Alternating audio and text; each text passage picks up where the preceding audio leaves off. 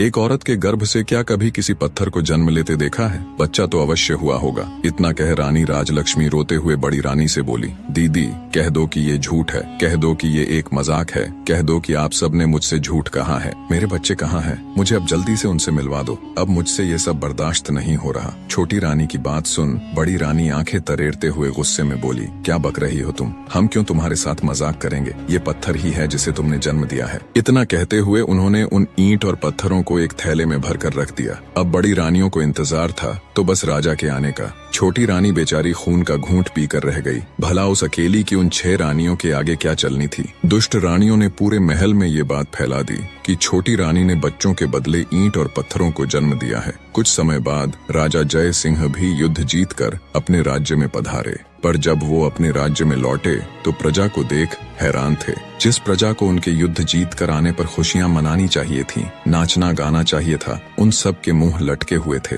ये सब देख राजा को बड़ा आश्चर्य हुआ। वो असमंजस के साथ राजभवन में आए तो बड़ी रानी सहित अन्य 6 रानियों ने उनका स्वागत किया। उनके चेहरे पर अलग ही खुशी झलक रही थी, पर छोटी रानी राजलक्ष्मी का चेहरा मुरझाया हुआ था। ये सब देख राजा ने अपनी छोटी रानी से पूछा, क्या हुआ रानी, आपका चेहरा मुरझाया हुआ क्यों है? छोटी रानी कुछ कहती, उससे पहले ही बड़ी रानी बोल पड़ी, महाराज चेहरा तो मुरझाना ही था, इसका भेद जो खुल गया है। राजा बोला, भेद? कैसा भेद? तुम मुझे साफ साफ बताओ रानी कि आखिर बात क्या है? क्या रानी का प्रसव ठीक से हो गया था? तब दुष्ट रानी दुख का दिखावा करते हुए बोली, महाराज हमें ठग लिया गया है, हम सबके साथ बहुत बड़ा फरेब किया गया है। ये भोली सूरत वाली रानी राजलक्ष्मी एक झूठी मतकार और धोखेबाज औरत है। महाराज ये धूर्त स्त्री गर्भवती होने का दिखावा करती रही, जबकि ये कभी गर्भवती थी ही नहीं। इसने तो बस सब दिखावा किया है। गर्भ होने पर कुछ तो होता, इसे तो ईंट और पत्थर हुए हैं। इतना कहकर बड़ी रानी ने थैले में इकट्ठे किए हुए